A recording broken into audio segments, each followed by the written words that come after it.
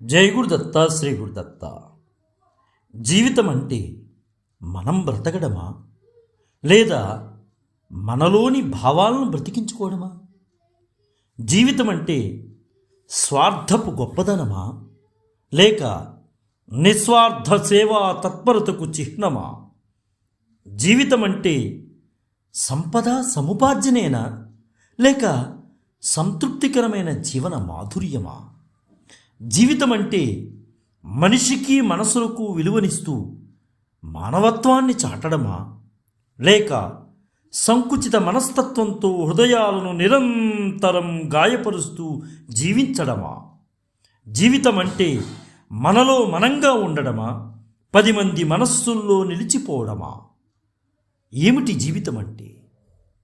జీవితం అంటే నీ పేరు తలచినంతనే ఎదుటివారి కన్నులు ప్రేమతో వర్షించాలి, ఆ అధరాలపై చిరునవ్వులు విరబూయాలి, ఎప్పటికీ వారి హృదయాంతరాళాలలో భద్రపరుచుకునేంత పవిత్రత మన జీవితాలకు కావాలి. అదే కదా నిజమైన జీవితం. జై గురుదత్త శ్రీ గురుదత్త.